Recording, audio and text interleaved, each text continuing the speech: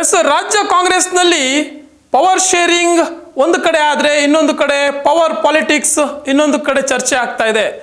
ಈ ಚರ್ಚೆಗೆ ಮುಖ್ಯ ಕಾರಣ ಸತೀಶ್ ಜಾರಕಿಹೊಳಿ ಅವರ ನಡೆ. ಹೌದು, ಸತೀಶ್ ಜಾರಕಿಹೊಳಿ ಸಾಕಷ್ಟು ದೊಡ್ಡ ಮಟ್ಟದಲ್ಲಿ ಸಂಚಲನವನ್ನು ನಡೆಸ್ತಾ ಇದ್ದಾರೆ. ರಾಜ್ಯ ರಾಜಕಾರಣದಲ್ಲಿ ಅವರದ್ದೇ ಆದಂತಹ ಒಂದು ವಿಭಿನ್ನವಾದಂತಹ ಒಂದು ಕಾರ್ಯತಂತ್ರಕ್ಕೆ ಅವರು ಕೈ ಹಾಕಿದ್ದಾರೆ. ದೆಹಲಿಗೆ ತೆರಳಿದಂತಹ ಸತೀಶ್ ಜಾರಕಿಹೊಳಿ ವಾಪಸ್ ಆದ ಬಳಿಕ ಎಚ್ ಸಿ ಮಹದೇವಪ್ಪ ಅವರ ಜೊತೆಯಲ್ಲಿ ಚರ್ಚೆಯನ್ನು ನಡೆಸ್ತಾರೆ.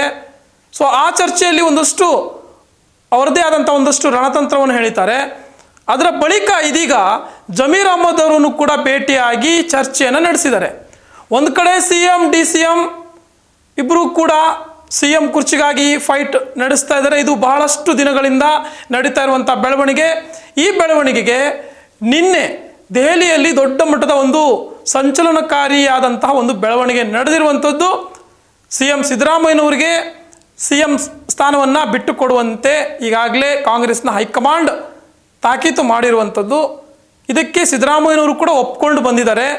ಇನ್ನೊಂದು ಕಡೆ ಸಿದ್ದರಾಮಯ್ಯನವರ ಆಪ್ತ ಶಾಸಕರುಗಳು, ಸಚಿವರುಗಳು ಯಾವುದೇ ಕಾರಣಕ್ಕೂ CM ಸ್ಥಾನವನ್ನು ಬಿಟ್ಟು ಕೊಡಬೇಡಿ, ನೀವೇ ಮುಂದುವರಿರಿ ಅನ್ನುವಂತಹ ಒಂದು ಅಹವಾಲನ್ನು ಇಟ್ಟಿದ್ದಾರೆ, ಮನವಿಯನ್ನು ಮಾಡಿಕೊಂಡಿದ್ದಾರೆ. ಯಾವುದೇ ಕಾರಣಕ್ಕೂ ಈ CM ಸೀಟ್ ಬಿಡಬೇಡಿ. ಒಂದು ವೇಳೆ ನೀವು ಬಿಡೋಕ್ಕೆ ರೆಡಿ ಆದ್ರೂ ಕೂಡ ಇದಕ್ಕೆ ಸೂಕ್ತವಾದಂಥ ವ್ಯಕ್ತಿ ಅಂತಂದರೆ G. ಪರಮೇಶ್ವರ್ ಅವರು. ಒಂದು ದಲಿತ CM ಮಾಡಿದಂಥ ಒಂದು ಕೀರ್ತಿ ನಿಮ್ಗೆ ಸಲ್ಲುತ್ತೆ. ಹೀಗಾಗಿ ಪರಮೇಶ್ವರ್ ಅವರನ್ನು ಮಾಡಿ. ಸೊ ಬಹಳ ದಿನಗಳ ಹಿಂದೆ ಈ ಒಂದು ದಲಿತ CM ಅನ್ನುವಂಥ ಕೂಗು ಕೇಳಿ ಬಂದಿತ್ತು. ಆದರೆ ಹೆಚ್ಚಿನದಾಗಿ CM ಆಪ್ತ ಸಚಿವರುಗಳು ಹಾಗೆಯೇ ಶಾಸಕರುಗಳು ಸಿದ್ದರಾಮಯ್ಯನವರ ಬಳಿ ಕೇಳ್ಕೊಳ್ತಾ ಇರುವಂಥದ್ದು, ಯಾವುದೇ ಕಾರಣಕ್ಕೂ ನೀವು ಈ ಒಂದು CM ಸ್ಥಾನದಿಂದ ಕೆಳಗಿಳಿಬೇಡಿ, ನಾವು ಕೂಡ ಹೈಕಮಾಂಡ್ ಜೊತೆಲಿ ಮಾತಾಡ್ತೀವಿ, ಹೈಕಮಾಂಡ್ ರಾಜ್ಯಕ್ಕೆ ಬಂದಂಥ ಸಂದರ್ಭದಲ್ಲಿ ನಾವು ಕೂಡ ಮಾತಾಡ್ತೀವಿ, ನಾವು ಈಗಾಗಲೇ ಸಹಿ ಸಂಗ್ರಹವನ್ನು ಮಾಡ್ಕೊಂಡಿದ್ದೀವಿ, ಈಗಾಗಲೇ ಒಂದು 60-70 ಜನರ ಶಾಸಕರುಗಳ ಸಹಿ ಸಂಗ್ರಹವನ್ನು ಮಾಡಿದ್ದೀವಿ.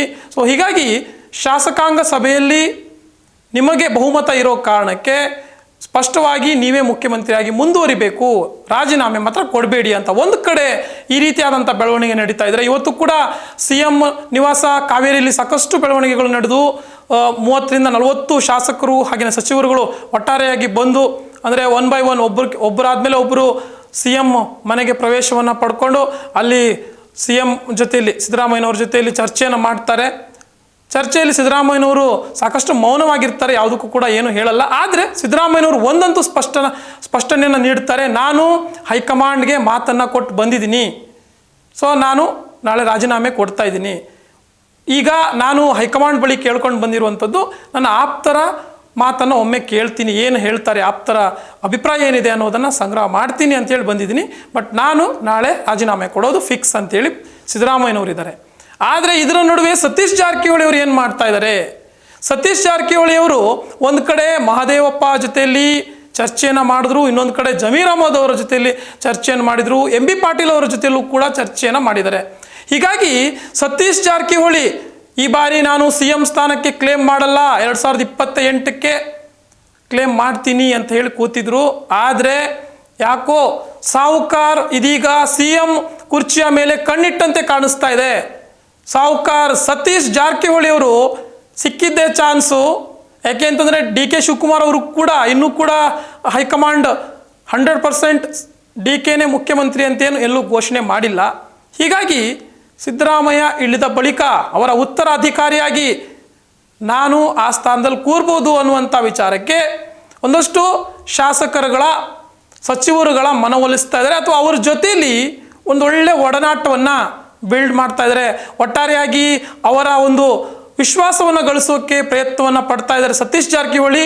ಹೀಗಾಗಿ ಕಾದು ನೋಡಬೇಕಾಗುತ್ತೆ, ನಾಳೆ CM ಸಿದ್ದರಾಮಯ್ಯನವರು ರಾಜೀನಾಮೆ ನೀಡಿದ ಬಳಿಕ ಏನೆಲ್ಲ ಬೆಳವಣಿಗೆಗಳು ನಡೀತದೆ ಅಂತ. ರಾಜಕಾರಣದಲ್ಲಿ ಪ್ರಸ್ತುತವಾಗಿ ಇದು ಬಹುದೊಡ್ಡ ಒಂದು ಸಂಚಲನಕಾರಿಯಾದಂತಹ ಒಂದು ಬೆಳವಣಿಗೆ. ನಾಳೆ CM ರಾಜೀನಾಮೆ ಬಳಿಕ ಮತ್ತಷ್ಟು ರಾಜಕಾರಣ ಗರಿಗೆದರುತ್ತೆ. ಇದರ ನಡುವೆ ಸತೀಶ್ ಜಾರಕಿಹೊಳಿ ತಮ್ಮ ಡಿಮ್ಯಾಂಡನ್ನು ಯಾವ ರೀತಿಯಾಗಿ ಈ ಒಂದು ಹೈಕಮಾಂಡ್ ಮುಂದೆ ಇಡ್ತಾರೆ ಅನ್ನುವಂಥದ್ದು ಸದ್ಯದ ಪ್ರಶ್ನೆಯಾಗಿದೆ. ಇದಿಷ್ಟು ಈ ಕ್ಷಣದ ಅಪ್ಡೇಟ್. ಇನ್ನಷ್ಟು ಅಪ್ಡೇಟ್ಗಳಿಗಾಗಿ ನೋಡ್ತಾ ಇರಿ ಸ್ಪೀಡ್ ನ್ಯೂಸ್ ಕನ್ನಡ. ಸುದ್ದಿ ನಿಮ್ಮದು, ವೇಗ ನಮ್ಮದು.